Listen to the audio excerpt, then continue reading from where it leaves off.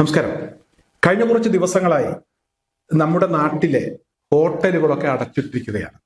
അപൂർവം ചില ഹോട്ടലുകൾ മാത്രമാണ് തുറന്ന് പ്രവർത്തിക്കുന്നത്. അവർക്ക് എവിടെ നിന്നാണ് ഗ്യാസൊക്കെ കിട്ടുന്നത് എന്നറിയില്ല. ചില ആളുകളൊക്കെ ഈ ബയോഗ്യാസ് ഒക്കെ ഉപയോഗിച്ചിട്ടാണ് പാചകം ചെയ്യുന്നത്. എന്നാൽ ചില ആളുകൾക്കൊക്കെ ഗ്യാസ് ഇഷ്ടം പോലെ സ്റ്റോക്ക് ഉണ്ട്, അതുകൊണ്ട് ഞങ്ങൾ തുറന്ന് പ്രവർത്തിക്കാറുണ്ട് എന്ന് അവർ തന്നെ പറയുന്നുണ്ട്. മിക്കവാറും ഹോട്ടലുകൾ അടച്ചിട്ടിരിക്കുകയാണ്. റംസാൻ മാസത്തൊക്കെ മലപ്പുറത്ത് ഹോട്ടലുകൾ അടച്ചിടുന്നു, ഭക്ഷണം കിട്ടാനില്ല, തുള്ളി വെള്ളം കിട്ടാനില്ല എന്നൊക്കെ പറഞ്ഞ് വലിയ പ്രശ്നങ്ങളൊക്കെ ഉണ്ടാക്കുന്ന ആളുകൾ ഇപ്പോൾ അവർ മൗനം പാലിക്കുകയാണ്. അവർ ശബ്ദിക്കുന്നേ ഇല്ല. ഇന്നലെ ഒരു 20 കിലോമീറ്റർ അപ്പുറത്ത് പട്ടാമ്പി വരെ ഒന്ന് പോയി. എൻ്റെ വീട്ടിൽ നിന്ന് 20 കിലോമീറ്ററാണ് പട്ടാമ്പിയിലേക്കുള്ള ദൂരം.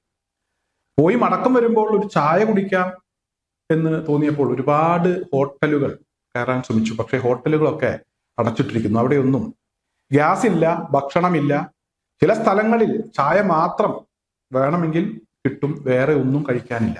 തുറന്നു പ്രവർത്തിക്കുന്ന ഹോട്ടലുകളിലും വിഭവങ്ങളില്ല. ഉച്ച സമയത്ത് ഭക്ഷണം കഴിക്കാൻ കയറിയാൽ ചോറും ഒരു കറിയും കിട്ടും, വേറെ വഴികളില്ല. അതിന് വലിയ തുകയും അവർ ഈടാക്കുന്നുണ്ട്. എന്തായാലും ആർക്കും പരാതിയില്ല. റംസാൻ മാസം കാലത്ത് ഹോട്ടലുകൾ അടച്ചിടുന്നു, പച്ചവെള്ളം കിട്ടാൻ വഴിയില്ല എന്നൊക്കെ പറഞ്ഞ് പ്രശ്നമുണ്ടാക്കുന്ന ആളുകളാണ് ഇപ്പോൾ മൗനം പാലിക്കുന്നത് എന്നത് പ്രത്യേകം ശ്രദ്ധേയമാണ്. ഇന്ന് പുറത്തു വന്ന ഒരു വാർത്ത, ഇവിടെ കർണാടകയിലെ ബാംഗ്ലൂരുവിൽ ഈ ഹോട്ടൽ മേഖലയിലൊക്കെ തൊഴിലെടുത്തിരുന്ന ഒരു കക്ഷി അദ്ദേഹം ആത്മഹത്യ ചെയ്തു എന്നുള്ളതാണ്. കാരണം ജീവിക്കാൻ മറ്റു വഴികളില്ല. ഒരു മേഖല പൂർണ്ണമായും തകർന്നിരിക്കുന്നു. കുറച്ചു നാൾ കൂടെ കഴിഞ്ഞാൽ വിറക് പോലും കിട്ടാത്ത ഒരു സാഹചര്യം ഉണ്ടാകും. അങ്ങനെ വന്നാൽ വീടുകളിലും ഇവിടെ ഭക്ഷണം പാകം ചെയ്യാൻ കഴിയാത്ത ഒരു സാഹചര്യം ഉണ്ടാകും. പ്രധാനമന്ത്രി നേരത്തെ പറഞ്ഞത് കോവിഡിനെയൊക്കെ നമ്മൾ അതിജീവിച്ചവരാണ്, അതുപോലെ ഭീകരമായിട്ടുള്ള ഒരു സാഹചര്യമാണ്, നമ്മൾ അതിജീവിക്കുമെന്നാണ്. കോവിഡ് കാലത്ത് ആർക്കും അങ്ങോട്ടും ഇങ്ങോട്ടും കടക്കാൻ കഴിയാതെ, ജോലിക്ക് പോകാൻ കഴിയാതെ ഒരുപാട് ആളുകൾ പട്ടിണിയിലായിരുന്നു. എന്നാൽ ഉള്ളവർ ഇല്ലാത്തവന് കൊടുത്തു. ഇതിപ്പോൾ ഗ്യാസോ വിറകോ ആരും അങ്ങോട്ടും ഇങ്ങോട്ടും കൈമാറ്റം ചെയ്യാൻ അവർ ഇഷ്ടപ്പെടുന്നില്ല. കാരണം അത് കൊടുത്താൽ അവന്റെ വീട്ടിലും പട്ടിണിയാകും. ഇത്തരമൊരു സാഹചര്യമാണ്, അതായത് കോവിഡിനേക്കാൾ ഭീകരമായ ഒരു സാഹചര്യമാണ് ഇപ്പോൾ നിലവിൽ വന്നിരിക്കുന്നത്. ഇന്നലെ സമൂഹ മാധ്യമങ്ങളിൽ പ്രത്യക്ഷപ്പെട്ട ഒരു കുറിപ്പുണ്ട്, ഒരു പോസ്റ്ററുണ്ട്. അതായത് ഒരു ഹോട്ടലിന് മുന്നിൽ എഴുതി ഒട്ടിച്ച ഒരു പോസ്റ്റർ ആരോ ഫോട്ടോ എടുത്ത് സോഷ്യൽ മീഡിയയിലൂടെ പ്രചരിപ്പിച്ചു. ആ പോസ്റ്ററിൽ എഴുതിയിരിക്കുന്നത്, ഓറഞ്ച് തലമുടിയുള്ള ഒരു പൊട്ടൻ കാരണം മൊത്തത്തിലാകെ പൊല്ലാപ്പായി, ജീവിക്കാൻ കഴിയാത്ത അവസ്ഥയായി, ഭക്ഷണം കഴിക്കാൻ കഴിയാത്ത അവസ്ഥയായി എന്നുള്ളതാണ്. എന്തായാലും മേൽപ്പറഞ്ഞ ഈ പൊട്ടൻ ഇപ്പോൾ പല അവകാശവാദങ്ങളും ഇപ്പോൾ ഉന്നയിച്ചു കൊണ്ടിരിക്കുകയാണ്. അതായത് ഒരു വലിയ സമ്മാനം എനിക്കിപ്പോൾ ഇറാന്റെ ഭാഗത്ത് നിന്ന് കിട്ടി. സാമ്പത്തികമായി അത് വളരെയധികം മൂല്യമുള്ള ഒരു സമ്മാനമാണ്. അതെന്താണ് എന്ന് ഞാൻ തുറന്നു പറയില്ല. എന്തായാലും അതിന്റെ ഭാഗമായിട്ടാണ് യുദ്ധം നിർത്താൻ ഞാൻ തയ്യാറായത് എന്നൊക്കെയാണ് പറയുന്നത്. പക്ഷെ അങ്ങനെ ഒരു സമ്മാനവും ആർക്കും കൊടുത്തിട്ടില്ല. കൊടുത്തത് എന്താണ് എന്നുള്ളത് ലോകം മുഴുവൻ കണ്ടതാണ്. അതിലപ്പുറം ഞങ്ങളൊന്നും കൊടുത്തിട്ടില്ല എന്നാണ് ഇറാൻ പറയുന്നത്. എന്തായാലും പാകിസ്ഥാനാണ് ഇപ്പോൾ പുതിയ വെടിനിർത്തലുമായി ബന്ധപ്പെട്ട് ചർച്ചയിലേക്ക് ഇറാനെ കൊണ്ടുവരുന്നതിന് വേണ്ടി മധ്യസ്ഥത വഹിക്കുന്നത്. ഇസ്ലാമാബാദാണ് വേദി. അതുമായി ബന്ധപ്പെട്ടുള്ള വാർത്തകളൊക്കെ പുറത്തു വരുന്നുണ്ട്. ഇപ്പോൾ വാഷിംഗ്ടൺ DC 15ഓളം ഉപാധികൾ മുന്നോട്ട് വെച്ച് പാകിസ്ഥാൻ വഴി അത് ഇറാന് കൈമാറിയെന്ന വാർത്ത പുറത്തു വരുന്നുണ്ട്. എന്തായാലും ട്രംപിന്റെ ഉപാധികളൊക്കെ കണ്ട് ഇറാൻ ഇവിടെ പരിഹസിച്ച് ചിരിക്കുകയാണ്. ഞങ്ങൾ ഒരു ചർച്ചയ്ക്കും തൽക്കാലം നിങ്ങളുമായിട്ടില്ല, സമ്പൂർണ്ണ വിജയം ഞങ്ങൾ കൈവരിക്കും വരെ ഈ യുദ്ധവുമായി മുന്നോട്ട് പോകാൻ തന്നെയാണ് ഞങ്ങൾ തീരുമാനിക്കുന്നത് എന്ന് ഇറാൻ വ്യക്തമാക്കിയിരിക്കുകയാണ്. എന്തായാലും ട്രംപ് ഒരു ഭാഗത്ത് വെടിനിർത്തലൊക്കെ പ്രഖ്യാപിച്ചപ്പോൾ പുറകുവശം വഴി ചില നീക്കങ്ങളൊക്കെ നടത്തിക്കൊണ്ടിരിക്കുന്നുണ്ട് എന്ന് ഞാൻ കഴിഞ്ഞ ദിവസം പറഞ്ഞിരുന്നു. അത് തന്നെയാണ് ഇപ്പോൾ പുറത്തു വരുന്നത്. അത്തരത്തിലുള്ള ചില നീക്കങ്ങൾ ട്രംപ് നടത്തുന്നു എന്ന് തന്നെയാണ് ഇപ്പോൾ പുറത്തു വരുന്ന വിവരം. 3000ഓളം സൈനികരെ ഹോർമൂസ് കടലിടുക്ക് പിടിച്ചെടുക്കുന്നതിന് വേണ്ടി ട്രംപ് നിയോഗിച്ചു. ഒരു കരയുദ്ധത്തിന് ആവശ്യമായിട്ടുള്ള നീക്കങ്ങൾ ട്രംപ് നടത്തിക്കൊണ്ടിരിക്കുന്നു എന്നുള്ളതാണ്. എന്തായാലും ഇറാൻ ആ 3000 പേരെ സ്വാഗതം ചെയ്യുകയാണ്. നിങ്ങൾക്ക് ധൈര്യമുണ്ടെങ്കിൽ, ചങ്കൂറ്റമുണ്ടെങ്കിൽ നിങ്ങൾ ആ 3000 പേരെ ഞങ്ങൾക്ക് മുന്നിലേക്ക് അയക്കൂ.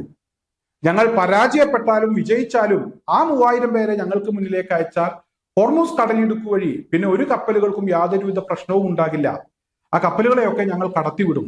എന്തായാലും ഇപ്പോൾ ഇവിടെ ഇറാൻ $2 മില്യൺ തുല്യമായിട്ടുള്ള തുക കപ്പലുകളിൽ നിന്ന് ടോളായിട്ട് സ്വീകരിക്കുന്നുണ്ട്. അങ്ങനെ കൊടുക്കാൻ തയ്യാറുള്ള അമേരിക്കയും ഇസ്രായേലുമായിട്ട് ബന്ധമില്ലാത്ത കപ്പലുകളിൽ നിന്ന് മാത്രമാണ് ഈ പണം വാങ്ങിച്ചിട്ട് പോലും കടത്തിവിടുന്നത്. ശത്രു രാജ്യങ്ങളുടെ കപ്പലുകളെ കടത്തിവിടാനേ തയ്യാറാകുന്നില്ല. എന്തായാലും എല്ലാവർക്കും ആ വഴി സുഗമമായി യാത്ര ചെയ്യാൻ കഴിയും, അതിനാവശ്യമായിട്ടുള്ള എസ്കോർട്ട് ഞങ്ങൾ തരും എന്നൊക്കെ പറഞ്ഞ് ട്രംപ് ചിലതൊക്കെ വിളിച്ചു പോകുന്നുണ്ട്. അതായത് ഇനി ഹോർമൂസ് കടലിടുക്ക് ഞാനും ആയത്തുള്ളയും ചേർന്ന് നിയന്ത്രിക്കും എന്നൊക്കെയാണ് ട്രംപ് കഴിഞ്ഞ ദിവസം പറഞ്ഞത്. ഇന്നലെ പറഞ്ഞത് ഒരു വലിയ സമ്മാനം കിട്ടിയിട്ടുണ്ട്, അതിന്റെ സാമ്പത്തിക മൂല്യം അതിപ്പോൾ ഞാൻ പറയാൻ ഉദ്ദേശിക്കുന്നില്ല, വലിയ മൂല്യമുള്ള ഒരു സമ്മാനമാണ് കിട്ടിയത് എന്നും അവകാശപ്പെടുന്നുണ്ട്. എന്തായാലും ഇറാൻ അറിഞ്ഞുകൊണ്ട് ട്രംപിന് ഒരു സമ്മാനവും കൊടുത്തിട്ടില്ല. കൊടുത്ത സമ്മാനം അത് നമ്മളൊക്കെ കണ്ട രീതിയിലുള്ള കണ്ട സമ്മാനമാണ്.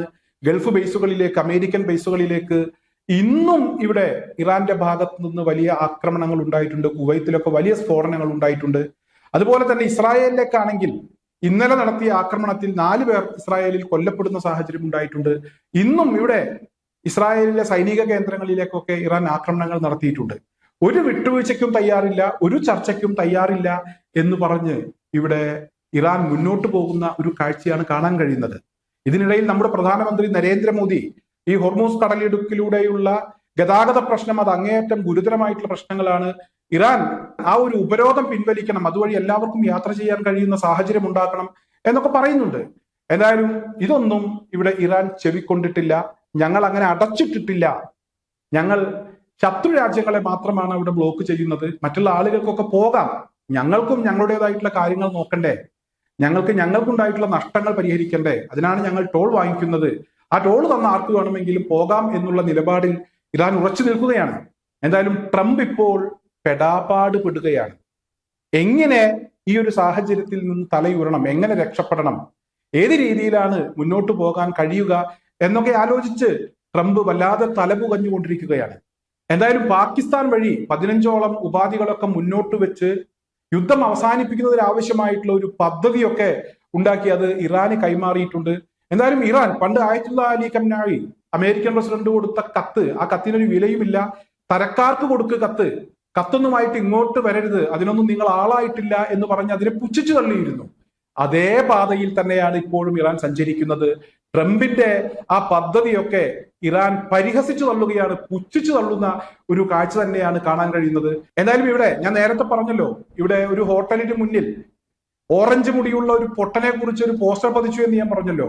ഈ ഓറഞ്ച് മുടിയുള്ള പൊട്ടനെ കൊണ്ട് ലോകം മുഴുവൻ വല്ലാത്ത ഒരു ഗതികേടിലേക്ക് പോയിരിക്കുന്നു, വല്ലാതെ പെട്ടിരിക്കുന്നു എന്ന് തന്നെയാണ് ഇപ്പോൾ പുറത്തു വരുന്ന വിവരം.